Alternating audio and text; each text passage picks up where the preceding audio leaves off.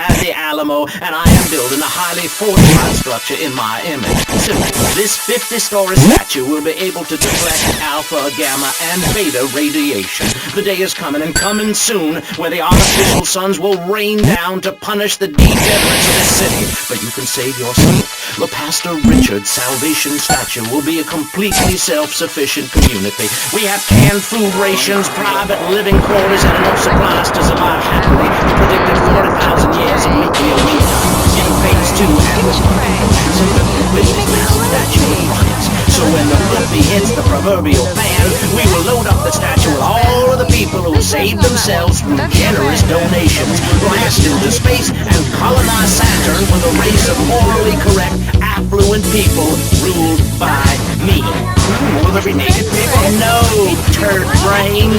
It's more like corrupt people like you we're shielding ourselves from. Liberal degenerates, the Welsh. They're the ones responsible for the nightmare my city is today. The crime in the streets, the parties, the children torn out of wedlock to a future of hopelessness. Anyone who does not agree with me is mentally sick and should be shot, I'm afraid to say. We need to build a place to escape these transgressions. Woo! That's extreme stuff, Master. What will the amateur eugenics coordinator and ask our brother Barris? Then you're around, so you know everything. What is your brother? And do you think Master Richard stole his ideas from a movie or book? Well, yes, I am a mom. My kids are very special.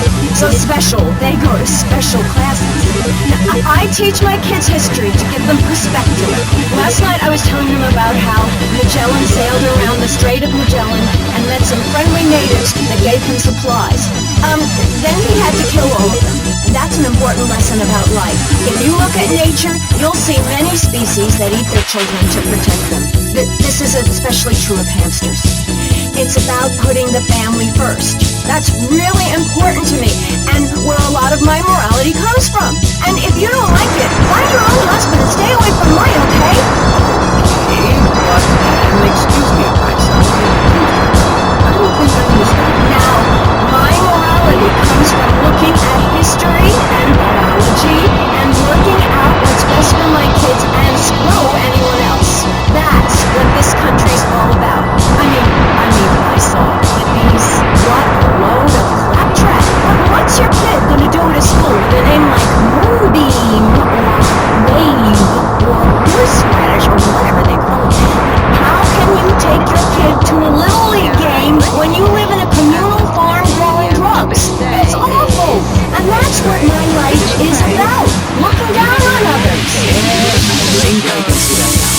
Moving on. Master Richard, in your book, you talk about putting yourself first and how people should not make sacrifices for help those in need. Do you want to elaborate? Oh, that's right. People need to learn how to take care of themselves and not depend on others. If you read chapter 45 of my book, I talk about how being selfish is a virtue. The best thing you can do for someone that needs help is to tell them to help themselves. That builds moral